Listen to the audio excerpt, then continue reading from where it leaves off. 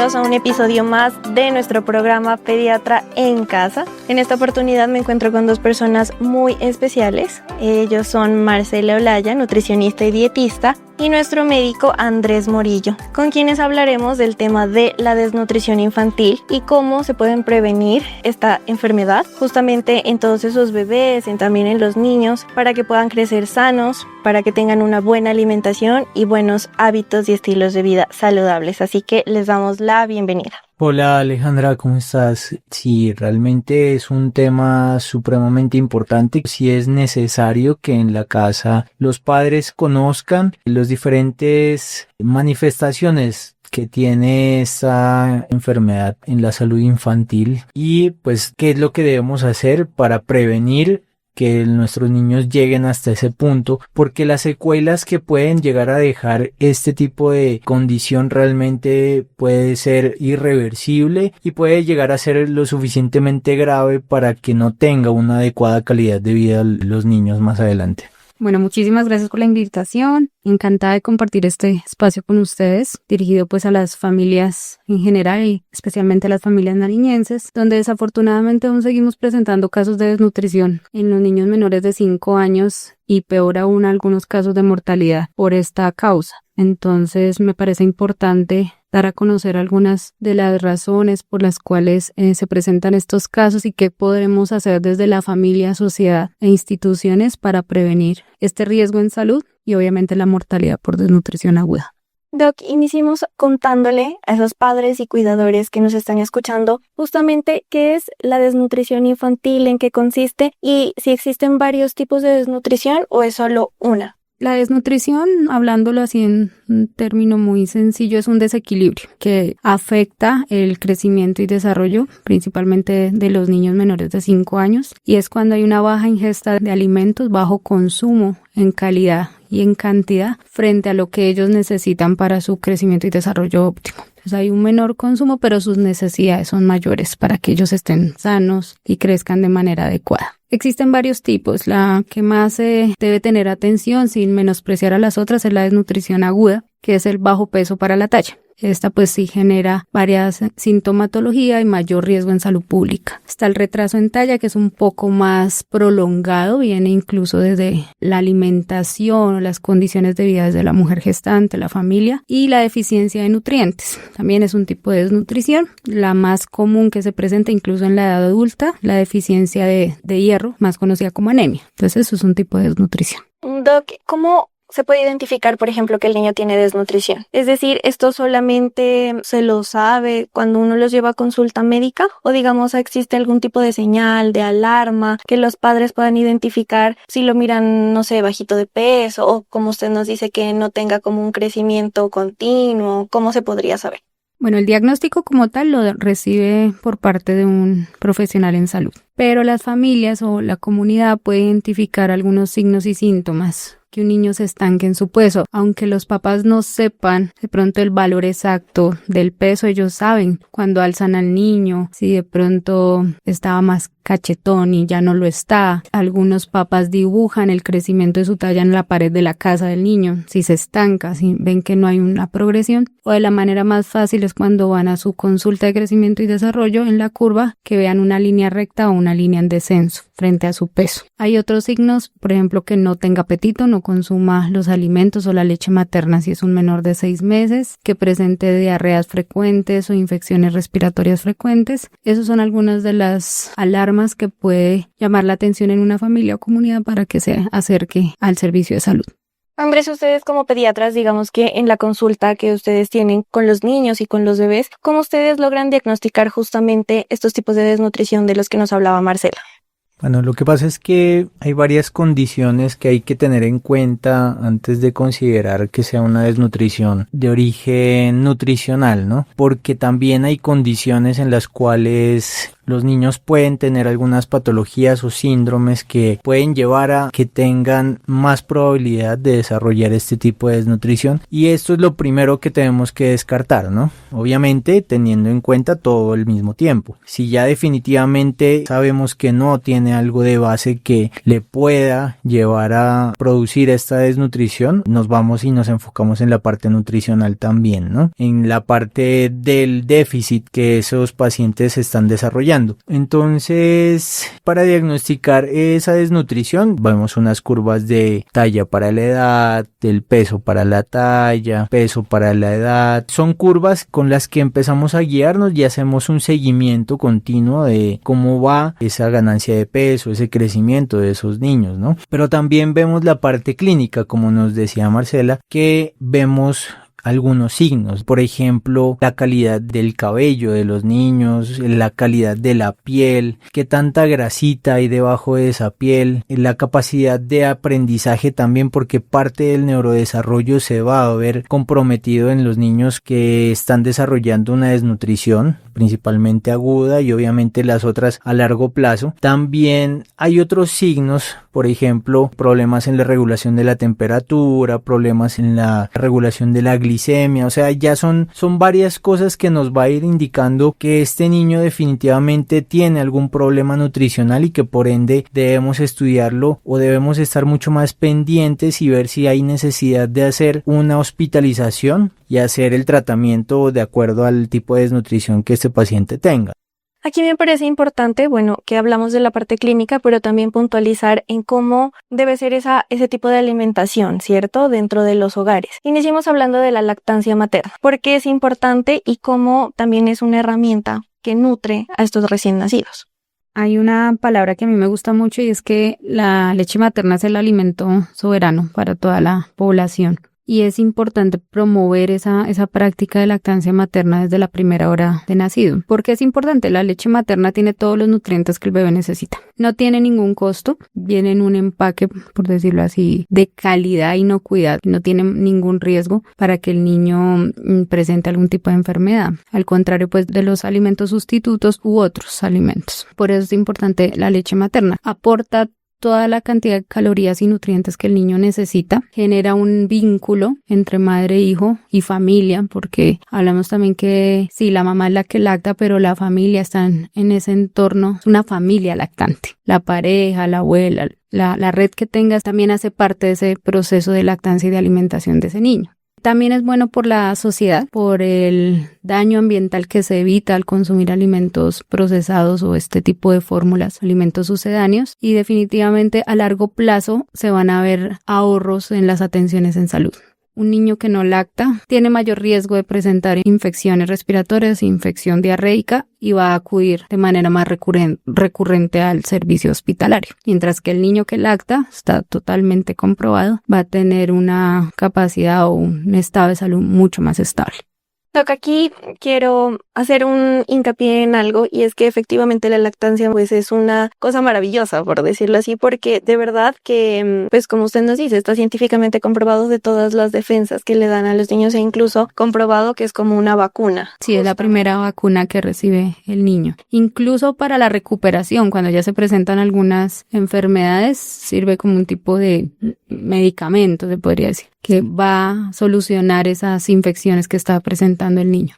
Quería agregar con respecto a la lactancia, es todo esto que estamos diciendo, ¿cierto? Lo que nos dice Marcela, porque es que al menos los primeros 6 meses no es solo la parte nutricional, sino también todas esas defensas que la madre le está aportando a ese bebé, y que además no solo lo estamos nutriendo, no solo le damos defensa, sino que también esa parte de tranquilizar, de calmar, también hace parte. Entonces, con mayor razón, son muchos factores que debemos tener en cuenta para promover constantemente esa lactancia materna, y por eso también que ustedes pueden ver en los hospitales, en las consultas, que siempre todo el personal de salud está enfocado en promover y en fortalecer esa lactancia materna. Es la canción de la lactancia. Por ayudar a mamá te digo gracias, porque la apoyas en sus tareas. Yo tomaré su leche todos los días. ¿Dónde está tu capa, mi Esto me parece importante porque de aquí se deriva la pregunta que le voy a hacer y es cuáles son esos errores más frecuentes que existen en el momento de lactar al bebé, porque muchas veces pues también podría ser un mito como podría ser realidad que las mamás sienten que no se los están nutriendo adecuadamente. En torno a la práctica de lactancia materna hay infinidad de mitos. El más frecuente o que quisiera traer aquí a consideración es que algunas mujeres o familias consideran que por ver la leche de ciertos colores no es suficiente para nutrir a su bebé, que la ven muy aguada, que la ven muy poca. Y no, la leche materna en condiciones favorables va a cumplir con todos los requisitos o requerimientos que el niño tenga. De los principales errores, suspenderla antes de los 6 meses de manera exclusiva. Brindar otros alimentos, incluso agua. El agua no es recomendable antes de los 6 meses, mucho menos otros alimentos como las coladas, que acá en nuestro departamento se usa mucho, sobre todo en la zona rural, porque lo ven más espeso, porque consideran que tienen más nutrientes. Ese sería uno de los principales errores, suspenderla, cambiarla por alimentos que no tienen suficientes nutrientes que el niño necesita y también extenderla más de los 6 meses. Ese también es un error, de manera exclusiva. A los 6 meses se debe iniciar con la alimentación complementaria. Los requerimientos aumentan y ya la leche materna solita no es suficiente. Entonces algunas familias lo extienden 7 u 8 meses. Entonces tampoco es recomendable. Otro error o mito se podría decir que algunas mujeres consideran que por tener pechos pequeños o su leche no es suficiente o no va a producir suficiente leche. El estómago de un niño es muy pequeño. En algunos casos o recién nacidos se puede comparar con un frijol o incluso más pequeño que un huevo. Entonces son onzas, 2, 3 onzas que el niño va a requerir en sus primeros días. Aquí me parece importante hablar justamente de esto, de la lactancia exclusiva y la complementaria. Sí, la recomendación es 6 meses exclusivo y llevarla hasta los 2 años o más. Entre los 6 meses y los 2 años se habla de alimentación complementaria. Se inicia una alimentación con todos los alimentos a excepción de la leche de animal, leche de vaca, leche de cabra. Se debe hacer paulatino, pero ya pues antes del año se puede introducir cualquier tipo de alimento, exceptuando la leche de vaca o de otro animal. ¿Y cómo inicia esa alimentación complementaria? O sea, por ejemplo, los padres o cuidadores, ¿cómo saben cuál es el primer alimento, aparte de la leche materna, que deben darle a esos bebés? Lo más frecuente que se utiliza en nuestra sociedad es iniciar con frutas, ¿sí? Para ver la tolerancia. La invitación acá es que no demoremos mucho tiempo en introducir alimentos de origen animal que nos van a brindar proteína y hierro, que son unos nutrientes críticos. Si no podemos durar el 6º mes dándole solo frutas y verduras, porque nos van a aportar principalmente vitaminas y minerales. Entonces la idea es que sí, vamos a probar tolerancia con los alimentos 2-3 días, otro alimento 2-3 días, pero la idea es que a más tardar al 10º día del 6º mes ya tengamos en nuestro plato o en el plato del bebé alimentos de origen animal que garanticen ese aporte de proteína, hierro y algunas vitaminas del complejo B que no están presentes en frutas y verduras. Digamos que en todo este tema de la alimentación, ¿cómo se identifica que ese niño o ese bebé está recibiendo la alimentación suficiente antes de que aparezca la desnutrición? Cuando hay un estancamiento en el peso o en la talla o un descenso. Sí, lo que pasa es que dependerá mucho de la edad también, ¿no? Porque pues en un bebé menor de 6 meses que solo recibe lactancia materna, dependerá obviamente de lo que la mamá esté consumiendo y le esté pasando, porque tengamos en cuenta que todo lo que la mamá come se lo pasa por la leche materna al bebé. Y si no hay una buena nutrición materna, a pesar de que es muy buena productora de leche, puede que la calidad de esa leche materna no sea la mejor, ¿sí? Y eso también puede verse afectado también en la parte nutricional del bebé. Y ya cuando tengan la nutrición complementaria, por ejemplo, que pues obviamente uno dice hasta los 6 meses es exclusiva la leche materna, pero de ahí en adelante no significa suspenderla, ¿no? Porque apenas le estamos introduciendo comida nueva, ¿sí? Entonces la nutrición que va a recibir de esa alimentación complementaria no va a ser muy significativa inicialmente. Todavía esos primeros días, esos primeros meses va a ser en parte principal la comida de la leche materna. ¿Listo? Entonces, pues uno va viendo, ¿sí? O sea, en la medida que uno va haciendo el control de estos pacientes en la consulta y uno va viendo diferentes aspectos. Uno es la curva de las curvas de crecimiento, ¿cierto? La velocidad de crecimiento como parte objetiva de lo que uno va viendo en cuanto a que la parte nutricional va aportando y va ganando el peso adecuado para la edad de cada uno de los pacientes, ¿no? Y ya lo otro es cuando uno empieza a ver esos signos que van apareciendo, ¿cierto? Los que dijimos previamente, lo que se relaciona con la desnutrición. Entonces son varias cosas, son varios factores que uno los va viendo a medida que va pasando el tiempo.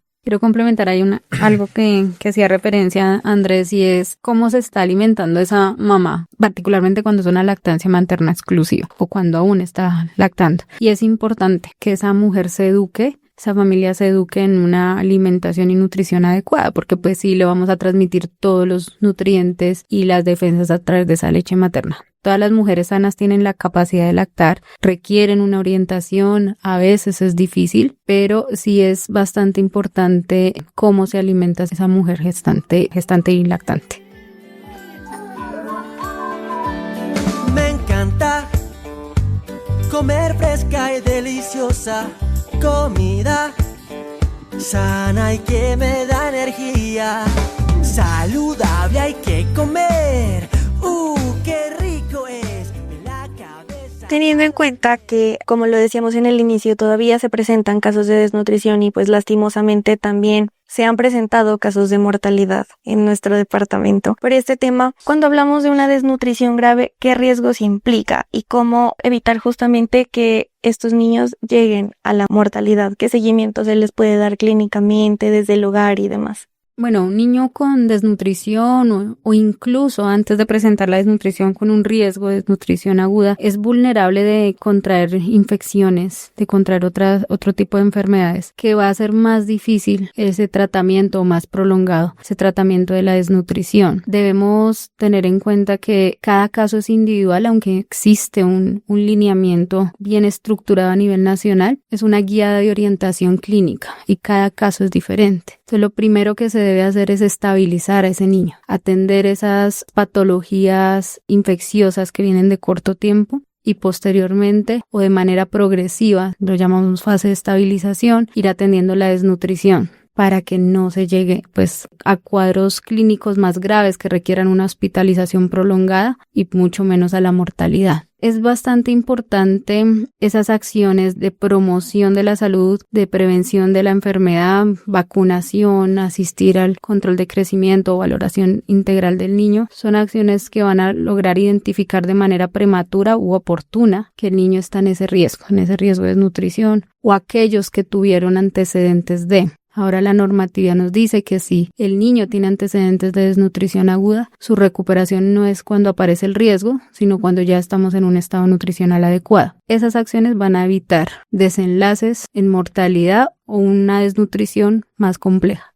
Sí, desafortunadamente en nuestro país, enfocándonos pues directamente, la situación económica de muchas familias hace que de pronto este tipo de condiciones avancen con mayor rapidez y pues a veces también no es solo porque haya pobreza, sino que viven muy lejos de un centro de salud o no acuden, ¿no?, al centro de salud de forma oportuna, y esto también hace que se retrase el diagnóstico de estos pacientes y hace que también tengan un mayor riesgo de que se nos pueda morir, ¿no? Y como nos dice Marcela, o sea, la parte de la desnutrición hace que tengan muy alto riesgo de presentar diferentes condiciones como el mayor riesgo de infecciones. De un bebé que está desnutrido y que le da una infección de cualquier tipo es altamente mortal porque no tiene las defensas suficientes para protegerse contra esto, ¿no? Esto también radica en las diferentes deficiencias que este paciente tenga, entonces un desequilibrio, ¿no? Y el cuerpo de ese bebé entra en un déficit para regular las diferentes partes metabólicas que ese bebé requiera. Entonces va a haber problemas para la regulación de la temperatura, va a haber riesgo de que tenga hipoglicemias, o por el contrario, a veces en algunos casos pues que no hay de pronto esa creencia en la medicina occidental y se tiende a intentar esa corrección de esa desnutrición en las poblaciones lejanas, y lo que hacen es empezarle a dar comida, ¿cierto? Listo, está desnutrido y empezaron a darle cualquier tipo de comida. Pues bueno, esto también radica en un riesgo alto de mortalidad, porque hay una condición que se llama síndrome de realimentación, y esto va a hacer que en vez de aportarle en ese aumento de comida que le empiezan a dar, llega a ser contraproducente y acelera la mortalidad de sus bebés. Entonces todo esto son factores que llevan a un aumento en esa mortalidad de los bebés y de los niños desnutridos. Digamos que básicamente no es la cantidad de comida, sino la calidad de lo que los niños, bueno, en este caso también de los adultos, pues están consumiendo. Y justamente aquí tengo una pregunta como para desmitificar algo, y es si es verdad que un niño gordito siempre está bien nutrido. Yo quería añadir un poco a lo que estaba hablando Andrés del síndrome de realimentación, y es que no podemos considerar que una desnutrición se cura o se resuelve dando de comer a lo loco. Debe haber un proceso, debe haber una evaluación adecuada de cuáles son las condiciones de ese niño, de ese paciente, y de manera progresiva tratarlo, estabilizarlo y tratarlo con alimentos, con medicamentos, con lo que se requiera, o alimentos de propósito médico también se llaman, pero no es darle de comer y ya. Eso es súper importante. Y en cuanto a si un niño cuando está gordito está saludable o está bien nutrido, generalmente no. Primero porque si hablamos de un sobrepeso o de un exceso de peso u obesidad, estamos hablando de una malnutrición. No quiere decir que el niño esté consumiendo en cantidad y calidad de nutrientes adecuada. Puede que este niño esté solo consumiendo alimentos altos en calorías, altos en grasas, altos en carbohidratos, que no es ajeno a nuestra realidad. ¿Sí? Nuestra alimentación se basa mucho en alimentos, por ejemplo, arroz, plátano, yuca, papa, y en menos proporción alimentos como carne, pollo, pescado, y en mucho menos frutas y verduras. No somos una población que consumamos frutas y verduras. Entonces, estos niños o estas familias que consumen principalmente estos alimentos y en cantidades exageradas, porque no es que la papa y el arroz sea mala, sino es la cantidad. Llenamos el plato de papa, arroz y pasta, o papa, arroz y plátano. Entonces, estos niños van a generar un aumento de peso para un diagnóstico de sobrepeso o obesidad. Y si nos vamos a este tema de desnutrición, hay una desnutrición crítica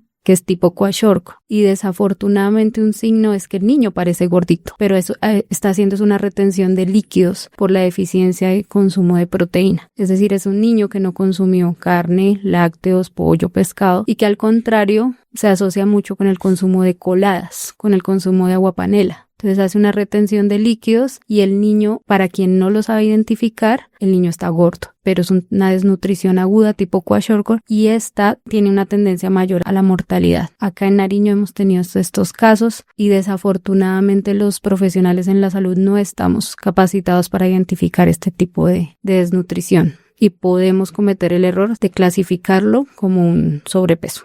Complejo porque pues igual la nutrición en los niños es supremamente importante en ambos polos, ¿no? Tanto si es algo por obesidad o si hay algo por desnutrición. Y hablando de ese tipo de alimentos que pueden consumir o que se debería, ¿qué recomendaciones se le puede dar justamente a esas familias con escasos recursos que, por ejemplo, se les dificulta la compra como de el plan nutricional completo? El año anterior, hacia el mes de agosto, Colombia publicó las guías alimentarias basadas en biodiversidad y alimentación real. Hago la cuña porque pues estamos haciendo esa parte de promoción de la salud y de la alimentación saludable. Y esto nos invita principalmente a seleccionar alimentos propios de la región, alimentos de nuestras condiciones, características, de acuerdo a nuestro territorio, ojalá sembradas en nuestro municipio, en nuestro departamento, y disminuir disminuir al máximo los alimentos que vienen ya industrializados, procesados o ultraprocesados. Nos puede ayudar un poco los sellos, los logos que tenemos actualmente en el mercado, los octágonos negros. Entonces hay muchos alimentos que los tienen y a veces uno va al supermercado y no sabe ni qué escoger porque todo tiene. Pero entonces buscar la forma que entre menos ellos tenga, un poco más saludable es ese alimento, y si no, lo que compramos en las plazas de mercado, lo que sembramos en nuestras huertas caseras. Algunos niños pues ya escolares tienen huertas en su colegio. Esos son alimentos que se recomiendan para esta biodiversidad, biodiversidad, alimentación real. Sí, tener esa capacidad de selección de alimentos, priorizar alimentos de origen animal, es vital para un niño que está en crecimiento. Lácteos, frutas y verduras, que va a disminuir ese riesgo de cualquier tipo de infección. Acá hablamos que cualquier fruta y verdura que sea del gusto del niño, que sea de fácil acceso, que no tenga mayor riesgo de contaminación, puede ser una alimentación adecuada, equilibrada. Bueno, Andrés y Marcela, ha sido un gusto tenerlos en este espacio justamente para evitar la desnutrición infantil, para cuidar de nuestros niños y para darles buena alimentación, algo saludable, algo balanceado, y continuar con esos estilos de vida saludables para que crezcan sanos y felices. Nos encontramos en un próximo episodio de Pediatra en Casa.